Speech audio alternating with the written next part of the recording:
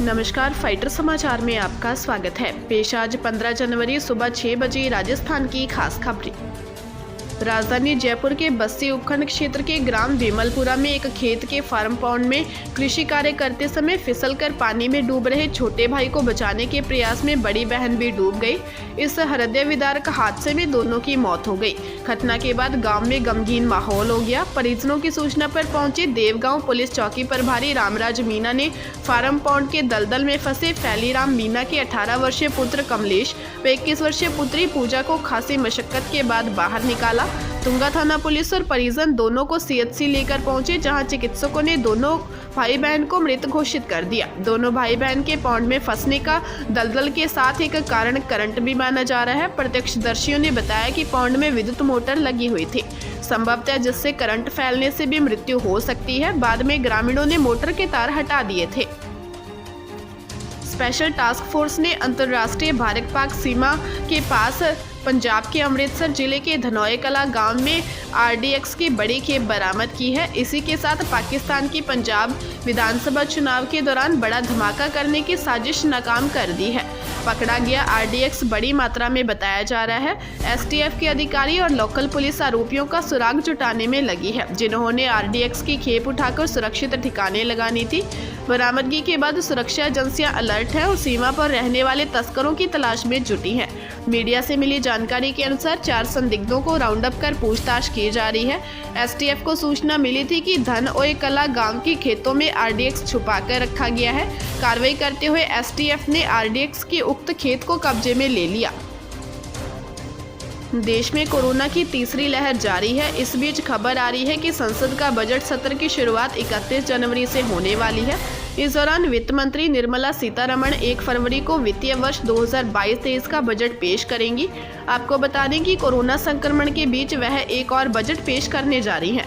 यह बजट सत्र का पहला चरण 11 फरवरी तक चलने की संभावना है, वही दूसरा चरण 14 मार्च से 8 अप्रैल तक चलेगा। हाल ही में एक खबर यह भी आई थी कि संसद भवन में 700 से अधिक अधिकारी और कर्मचारी कोरोना संक्रमित पाए गए हैं। संसद भवन से जुड़े सूत्रों ने बताया कि तीसरी लहर के दौरान पिछले 1 महीने से संसद भवन के 718 कर्मचारी कोरोना संक्रमित हो चुके हैं। पंजाब, उत्तराखंड और उत्तर प्रदेश में हो रहे विधानसभा चुनाव का रण शुरू हो गया है।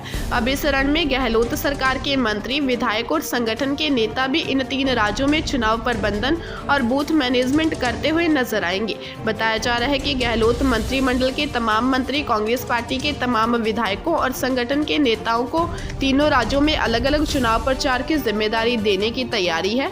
कौन सा मंत्री, विधायक और पार्टी का नेता कहां प्रचार करेगा, इसका रोडमैप भी तैयार किया जा रहा है।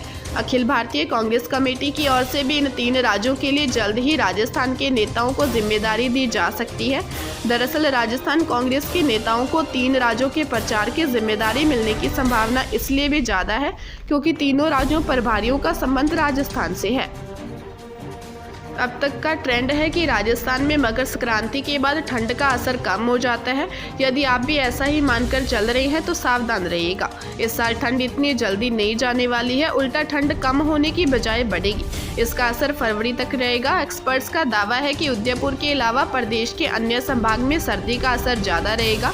भरतपुर में बारिश की भी संभावना है। पश्चिमी राजस्थान के जैसलमेर का कुछ हिस्सा और बाड़मेर में तापमान बढ़ सकता है, लेकिन अन्य हिस्सों में ठंड पड़ेगी। यहाँ न्यूनतम तापमान 8 से 10 डिग्री सेल्सियस रहेगा। मौसम विभाग के मुताबिक सर्दी का असर आने वाले दिनों में उत्तरी भारत से पश्चिमी भारत तक रहेगा। मौसम विभाग ने पूर्वी और पश्चिमी राजस्थान के लिए अलग अलग येलो अलर्ट जारी किया है।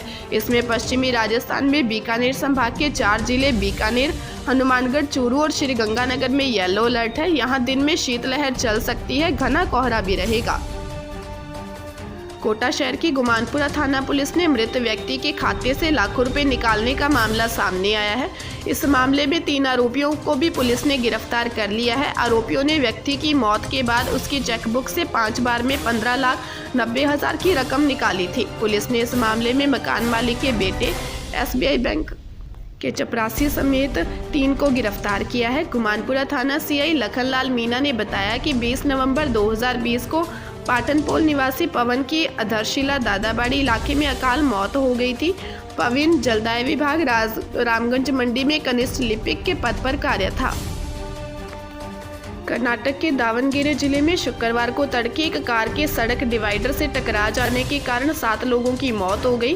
पुलिस ने यह जानकारी दी। ये लोग बेंगलुरु से हॉस्पेट जा रहे थे। हॉस्पेट से करीब 60 किलोमीटर दूर राष्ट्रीय राजमार्ग 50 पर जगलूरू तालुका के कानानकट्टे गांव के पास यह दुर्घटना हुई। पुलिस के मुताबिक मौके पर ही 6 लोगों की मौत हो गई और एक व्यक्ति ने अस्पताल ले जाने के दौरान दम तोड़ दिया।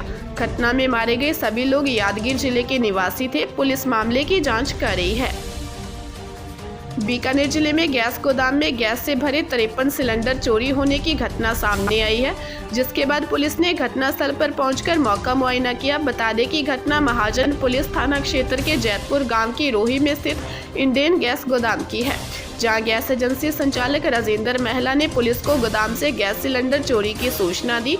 पुलिस के अनुसार परिवादी ने बताया कि उसके गोदाम में करीब 53 सिलेंडर कम है। आशंका है कि कोई अज्ञात व्यक्ति सिलेंडर चोरी कर ले गया। महाजन थानाधिकारी रमेश कुमार ने बताया कि चोरी की सूचना पुलिस ने घटनास्थल पर पहुंचकर मौका मुआयना किया, लेकिन खबरें लिखे जाने तक परिवादी ने रिपोर्ट नहीं दी। रमेश कुमार ने बताया कि अगर परिवादी द्वारा रिपोर्ट देने के बाद पुलिस अपनी कार्रवाई शुरू करेगी। रेल मंत्री अश्विनी वैष्णव ने पश्चिमी बंगाल के जलपाईगुड़ी जिले में घटनास्थल का शुक्रवार को दौरा किया, जहां गुरुवार को बीकानेर गुवाहाटी एक्सप्रेस ट्रेन के 12 डिब्बे पटरी से उतरने के कारण हुए हादसे में 9 लोगों की मौत हो गई थी और कम से कम 36 अन्य लोग घायल हो गए हैं। पूर्वोत्तर सीमांत रेलवे की प्रवक्ता ने बताया कि रेल मंत्री ने दुर्घटना स्थल पर पटरियों और रेल इंजन का निरीक्षण किया। हादसे के कारणों का अभी पता नहीं चल पाया है और इसकी जांच के लिए एक समिति का गठन किया गया है। पश्चिम बंगाल के जलपाईगुड़ी जिले के दोमोहानी के निकट बृहस्पतिवार को बीकानेर गुवाहाटी एक्सप्रेस ट्रेन के 12 डिब्बे पटरी से उतर गए थे और कुछ डिब्बे पलट गए थे।